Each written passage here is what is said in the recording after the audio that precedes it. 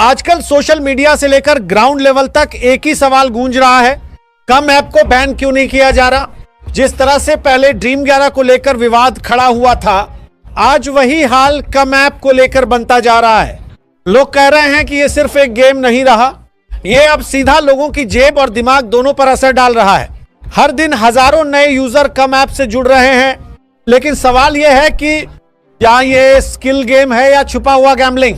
कई यूजर्स का कहना है कि शुरुआत में जीत दिखाकर लोगों को फंसाया जाता है, फिर धीरे धीरे लॉस करवाया जाता है। सबसे बड़ी चिंता की बात यह है कि युवा वर्ग और छोटे शहरों के लोग सबसे ज्यादा फंस रहे हैं। सोशल मीडिया पर लगातार पोस्ट आ रही हैं, कम ऐप ने बर्बाद कर दिया, पैसे फंस गए, विड्रॉल नहीं मिला, सपोर्ट कोई जवाब नहीं देता। अब सवाल उठता है, अगर सब कुछ सही है तो फिर इतनी शिकायतें क्यों।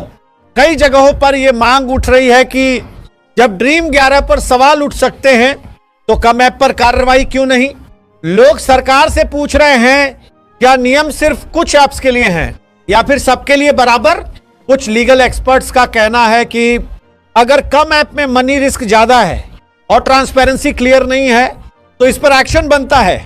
इसी बीच खबरें यह भी हैं कि कुछ राज्यों में इस ऐप को लेकर रिपोर्ट तैयार की जा रही है। हालांकि अभी तक कोई ऑफिशियल बैन नहीं हुआ है, लेकिन जिस तरह से दबाव बढ़ रहा है, आने वाले समय में बड़ा फैसला हो सकता है। सबसे अहम बात, लोग अब चुप नहीं हैं। पहले फ्यू कंप्लेंट्स थी, अब हजारों आवाजें बन चुकी हैं। यही वजह है कि कम ऐप बैन करो यह सिर्फ एक ट्रेंड नहीं, एक मांग बन चुकी है। अगर समय रहते कदम नहीं उठाया गया तो नुकसान और बढ़ सकता है। अब देखना यह है कि सरकार इस पर कब ध्यान देती है और कम ऐप का भविष्य। धीरे धीरे एक सवाल हर मोबाइल में घूम रहा है, कम ऐप गेम है या गैम्बल। शुरुआत आसान होती है, थोड़ी जीत, थोड़ा भरोसा, फिर लॉस आता है और यूजर फंसता चला जाता है। सोशल मीडिया पर एक जैसी शिकायतें, विड्रॉल नहीं, सपोर्ट नहीं। जब ड्रीम 11 पर सवाल उठे तो कम ऐप पर क्यों नहीं।